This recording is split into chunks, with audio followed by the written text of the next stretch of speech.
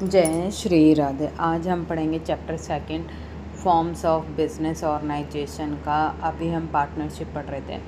Partnership का next topic that is types of partners. Types of partners क्या होते हैं?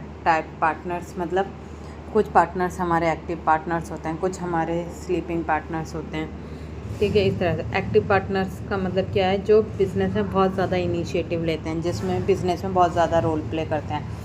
जैसे कि इनका कैपिटल कंट्रीब्यूशन भी होता है। ठीक है, मैनेजमेंट में भी बहुत ध्यान देंगे, प्रॉफिट शेयर्स मिलेगा ही मिलेगा, और लायबिलिटी इनकी क्या होती है? अनलिमिटेड, मतलब इनका बिजनेस से भी लिया जा सकता है, मतलब पर्सनल प्रॉपर्टी भी की जा सकती है। नेक्स्ट आता है sleeping partner. Sleeping partner capital तो देते हैं बट बिज़नेस में इनिशिएटिव नहीं लेते, मतलब बिज़नेस के ऑपरेशन में उनका कोई डीलिंग नहीं होता, तो बिज़नेस के ऑपरेशन से वो काफ़ी दूर रहते हैं। दूसरा, प्रॉफिट लॉस इनका शेयर रहता है, और इनकी भी लायबिलिटी क्या होती है? अनलिमिटेड। नेक्स्ट आता है सीक्रेट पार्टनर। सीक्रेट पार्टनर क्या होता है? जो बिज़नेस के पीछे, मतलब जिस बिज़नेस के पीछे होता है, जो मतलब लोगों को दिखता नहीं है कि पार्टनर है, बट वो पार्टनर होता है एक्चुअली में, तो उसको सीक्रेट पार्टनर बोलते हैं। ये कैपिटल भी कंट्रीब्यूट करता है, मैनेजमेंट में इनिशिएटिव लेता है, शेयर प्रॉफिट भी होता है, और इसकी लायबिलिटी भी क्या होती है? अनलिमिटेड। नेक्स्ट आता है नॉमिनल। नॉमिनल ना कैपिटल देता है ना कुछ देता, बस इसका क्या होता है? Profit share. क्या होता है? Profit shares. प्रॉफिट शेयर्स इसका चलता है।